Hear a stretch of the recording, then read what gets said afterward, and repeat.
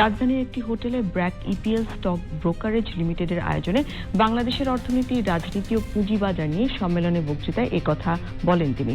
সাবেক বাণিজ্যমন্ত্রী আমির খসরু বলেন, বিদেশি বিনিয়োগকারীরা অপেক্ষা করে আছে নির্বাচনের জন্য। একটি জবাবদিহিমূলক সরকার আসলে তারা বিনিয়োগ নিয়ে আসবেন। আসন্ন জাতীয় নির্বাচন পরবর্তী প্রেক্ষাপটে দেশের সামগ্রিক অর্থনৈতিক গতিপথ, রাজনৈতিক বাস্তবতা এবং পুঁজিবাজারের ভবিষ্যৎ, সম্ভাবনা ও কাঠামোগত রূপান্তর নিয়ে মঙ্গলবার রাজধানীতে সম্মেলন আয়োজন করে BRAC EPL stock brokerage. 5 August দেশের রাজনৈতিক পট পরিবর্তনের পর অন্তত ধসের হাত থেকে রক্ষা পায় দেশের অর্থনীতি। পরবর্তী রাজনৈতিক সরকারের আমলে যা হবে আরও চ্যালেঞ্জের। সোমবারের সেমিনারে বিষয়গুলো উঠে আসে নতুন করে।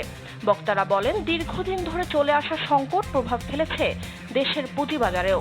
অর্থনীতির গতিপথ ও পুঁজিবাজার নিয়ে ব্র্যাক ইপিএল অনুষ্ঠানে তিনি বলেন, দেশি বিদেশি বিনিয়োগে অনেকে আগ্রহী, তারা অপেক্ষা করছে নির্বাচনের জন্য। এ সময় তিনি বলেন, পুঁজিবাজার অকার্যকর হওয়ায় সবাই রাষ্ট্রীয় ও বেসরকারি ব্যাংকের উপর নির্ভরশীল হয়ে পড়েছে। রাজনৈতিক স্থিতিশীলতা ফিরে এলে দেশের অর্থনৈতিক কর্মকাণ্ড স্বাভাবিক হয়ে আসবে। তিনি বলেন, বর্তমানে পুঁজিবাজার স্বাভাবিকভাবে কাজ করছে না।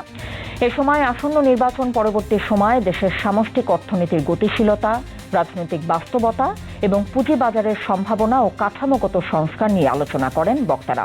সেমিনারে দেশি বিদেশি বিনিয়োগকারী, অর্থনীতিবিদ এবং নীতি নির্ধারক সহ পুঁজিবাজার সংশ্লিষ্টরাও উপস্থিত ছিলেন।